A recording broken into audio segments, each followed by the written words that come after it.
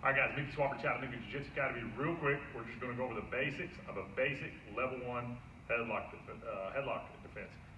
Hub here is going to grab me in a headlock with the right arm. I'm just going to kind of show you through the technique, best case scenario. Ready when you are.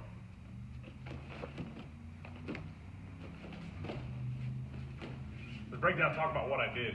As he goes to grab me in a headlock, before he gets his second hand capped off, go ahead and grab me. I'm going to catch the arm, right? It's harder to deal with a headlock if he caps his grip off right here. So if I can, I want to impede that grip from the beginning. And I just take both arms and shoot down. I don't have to grab it exactly the right way. From here, I grab his wrist, reaffirm my grip with my left hand, clamp his body to his side. Right here, I'm pushing my hip into him. So if he tries to fold me forward, try to throw me forward, right? And a good way to check your base is, if Hub can kind of just pick his legs up off the ground right here, it's a pretty good idea. I'm in a position where it's going to be hard for him to move me around. From here, I'm going to take my left hand, come loose, trap this to my chest, step backwards with my right leg a little bit if necessary. Left leg comes back, and I immediately push his arm to his back like this. From here, there's a lot of Scooby-Doo endings. I can shove him in that direction. If I wanted to, I can come back over his face. I can bring him backwards. I can potentially choke him from here. I can do a lot of different gnarly stuff based on the situation. So one more time, kind of full speed. He goes to grab me in a headlock.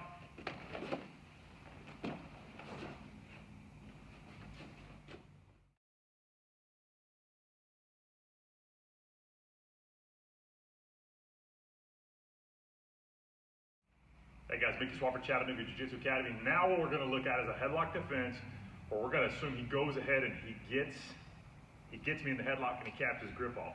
If I'm a taller person than my classmate or whoever I'm practicing this drill with, I may have to bend down a little bit to facilitate. Obviously, that's a bad habit. That's not something I would want to do in a self-defense situation or a street fight, clearly, right? But what we're doing right now is setting this up so we can train it properly. So just once again, if he goes to grab me in a headlock, this is what I want to do, right? I want to control this arm right away. But let's just say, for whatever reason, I'm having a bad day, not paying attention, he grabs me here. First thing I'm going to do, if necessary, I move around him a little bit, and I still want to get a good posture and a good base. Pull me forward, Hub. I don't allow him to break me down and break me forward. I do that by stepping my foot right here, left foot, to the center of his legs, drive my hips forward till I make contact, and then my eyes up. Good, nice, rigid core right here. Now, my hands, tactile sense of feel, I'm just touching Hub right here. I'm not necessarily trying to grab him any kind of way. I'm anticipating if he does go to let go and punch me, I'm going to be capable of dealing with that. If he goes to hit me in the middle of the move, right?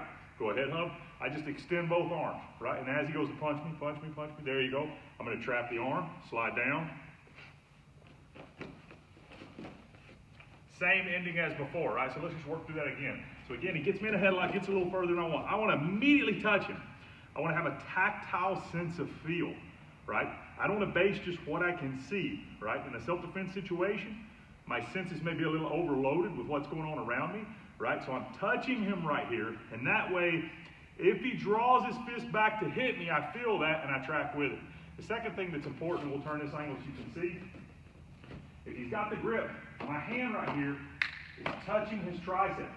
If he goes to pull that back to punch me, pull it back, he has a hard time being able to draw his arm back. I'm not doing this where he could draw his arm back freely and maybe get it out of range where I couldn't catch it right here. Make sense? So again, connect your hands. One. This is my first position. Again, tactile sense of feel. He goes to punch. As he goes to punch, I extend both arms, and then I'm just going to catch the arm to the side, however I want. Hub's going to thrash around a little, try to get free, try to punch me in the face. Yep, pretty good, able to control him right here.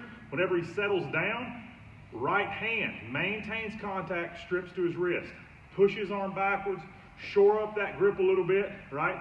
From here, again, exact same sequence we were in before.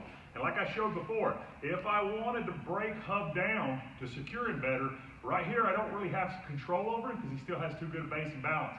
My hand can leave, my left hand slide up his chest, push his chin backwards, and I can break him down to this position pretty easily. If I wanted to choke him right here, I can choke him unconscious if necessary, or if I need to walk him out of the room or restrain him, I can do it really well from that position. Let's look at it one more time, beginning to end.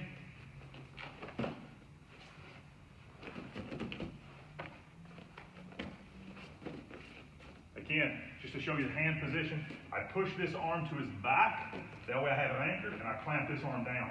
If Hub tries to turn in either direction to get free, I have some ability to control him, and I may just push him in that direction and then move in the other direction as a way of breaking contact. Headlock defense with punches.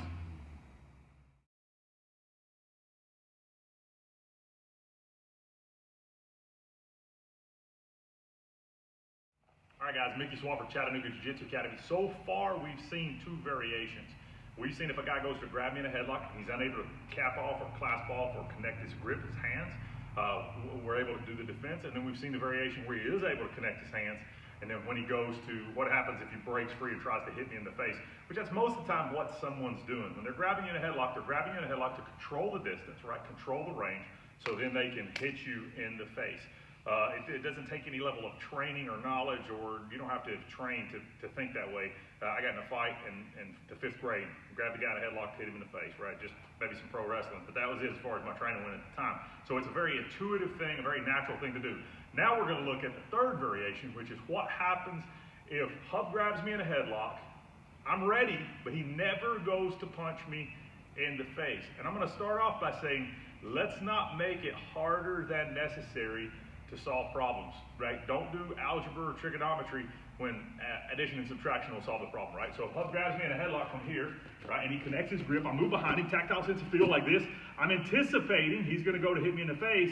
It never happens. My back hand stays right here, and I hit him in the face until he lets go, right? When he lets go, I go right into the exact same move, right? And you notice I was taking my palm to hit it, to emulate punching him in the face like this. Sometimes people will ask me, would you use your palm in this situation, or would you use your fist? I like the palm.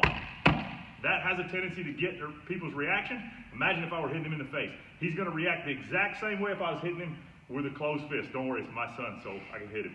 Now, from here, I'll work into the move the exact same way as before, 1 and 2, and right out of it, right? So again, if he grabs me in a headlock, boom, we're here, I move behind him, he clasps his grip off, he never goes to throw a punch, right? I don't want to give him too much time right here. Also, in a street fight, self-defense situation, there's dynamic stuff going on. His buddy may be coming. I can't see what's going on behind me. That's problematic.